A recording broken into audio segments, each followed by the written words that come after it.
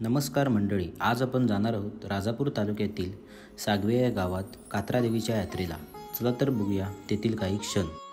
राजापूर तालुक्यातील सागवे येथील कात्रा देवी हे भाविकांचे श्रद्धास्थान आहे. असंख्य ठिकाणाहून भाविक या ठिकाणी कात्रा देवीच्या दर्शनाला येत असतात. हे ठिकाण जाज्वल्य. जत्रेआधी 7 दिवस उत्सवाला सुरुवात होते आणि विविध धार्मिक कार्यक्रम 7 दिवस होतात. कात्रा देवी आपल्या बहिणींसह या भागात फिरत असताना त्या विखुरल्या गेल्या. यातील काही याच भागात असल्याची श्रद्धा आहे. कात्रा देवीने आपले वास्तव्य याच भागात केले.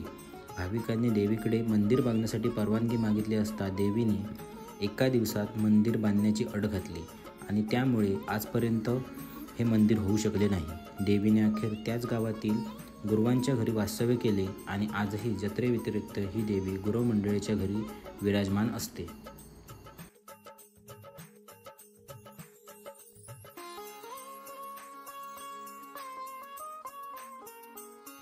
कात्रा देवीच्या बहिणी याचमुळे विखरल्या आणि कात्रा देवी राहिली गुरुवांच्या घरी. कात्रा देवीची जत्रा पौष वैद्य सप्तमीला असते, पण पौष पौर्णिमेपासूनच या जत्रेच्या धार्मिक कार्याला सुरुवात होते. कात्रा देवी सागवे गावात रामेश्वर, आकारी, विमलेश्वर, पावनाई अशी अनेक मंदिरे आहेत. पौर्णिमे दिवशी कात्रा देवीच्या मूर्तीला वाजत गाजत पावनाई देवीच्या देवळात आणण्यात येतं. गुरव मंडळी या ठिकाणी देवीला कौल लावतात, गाराणे घालतात. देवीचा कौल झाला की शेजारी असलेल्या आकारी मंदिरात म्हणजे ओंकारेश्वर मंदिरात ओंकारेश्वराला कौल लावला जातो. कात्रा देवी आपल्या मूळ जागी परत जाते. कौल मिळताच वाडीतील वंश परंपरेने चालत आलेल्या पाताण्यातील मंडळींपैकी उपस्थित एकाच्या अंगात वारं येतं. वारं म्हणजे देव अंगात येणे. अंगात आलेल्या वाऱ्याला अवसर असं. General manager of state bank of India. I have given up. Water maybe I am a consultant. यूट्यूबवर करून आमचा ह्या करतो काय बाबा ह्या नको काय करू.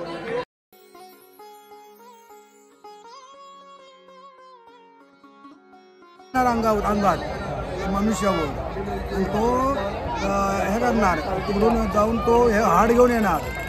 हाड घेऊन आल्यानंतर ती दुसरे भानसकाठी म्हणून असते पेटवणार. ते चुडी पेटवणार.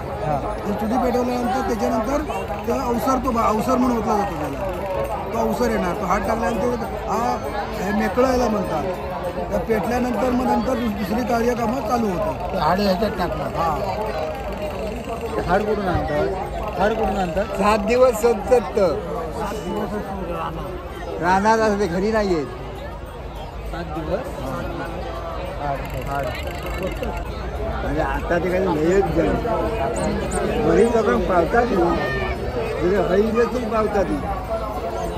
यात्रेआधी 3 दिवस खेंगर म्हणून चिता रचण्याचा कार्यक्रम असतो. पहाटे अवसर रानात हाडं शोधण्यासाठी जातो. देवीला चितेमध्ये हाड अर्पण करण्याची येथे परंपरा आहे. हे हाड देवीला फुरसे चावून मेलेल्या म्हणजे साप चावून मेलेल्या किंवा बाळणपणात मृत पावलेल्या बाईचे असावे अशी श्रद्धा आणि आख्यायिकाही आजही आहे. हाडं शोधण्यासाठी हा अवसर रानात जातो. मग तो तोंडाने हुहू असा आवाज करत कोयती घेऊन अंधारातून धावत कात्रा देवीच्या वाडीवरील वस्तीस्थानी येतो. कात्रा देवीच्या स्नानाने न्हावण त्याच्या अंगावर शिंपडले जाते. न्हावण शिंपडताच त्याच्या अंगातील अवसर म्हणजेच वारं निघून जाते. धार्मिक विविध कार्यक्रमामुळे गावाचे उत्साहाचे वातावरण अधिकच उत्साहात असतं. जत्रेआधीच्या 1 दिवस जत्रा आधी भरते आणि त्या ठिकाणी एक गडगा आहे. तिथं आडं ठेवण्याचा कार्यक्रम असतो. आडं म्हणजे उत्सवापुरतं तात्पुरतं देवीचं मंदिर बांधण्याचा कार्यक्रम. जंगलातील किंवा स्वकुशीने भाविकांनी दिलेलं एक जाडजूड झाडाची निवड केली जाते आणि नंतर गावातली सुतार मंडळी एकत्र येऊन त्या झाडाला आड्याचा आकार देतात. वाजत गाजत ते आडं यात्रे ठिकाणी आणले जातं.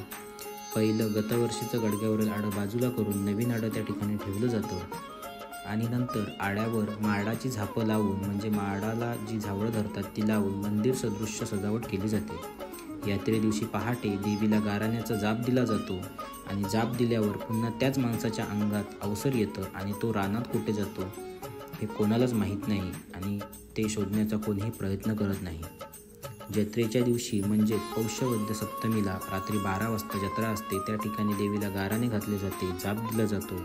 गाराने जाप दिला की परत तो अवसर रानात ज्या ठिकाणी गेला असेल तेथून तो दगडधोंड्यातून धावत जत्रेच्या ठिकाणी येतो आणि त्याच्या मनगटाला बांधलेले त्याने शोधून आणलेले हाड चितेमध्ये टाकतो आणि जत्रेची समाप्ती होते. या सड्यावर अनेक विखुरलेले दगड असतात, झाडी असते, त्याखाली विषारी कुरसे, विंचू इत्यादी विषारी असूनही कोणाला आजपर्यंत दंश झालेला नाही अशी त्या देवीची ख्याती आहे. मात्र जत्रा झाली, भाविक तिथून गेले, सर्व मंडळी तिथून गेली की त्या विस्तीर्ण साड्यावर किंवा माळावर अनेक बुरशी, विंचू मात्र मृतावस्थेत आढळतात अशी अजूनही तिथली आख्यायिका आहे.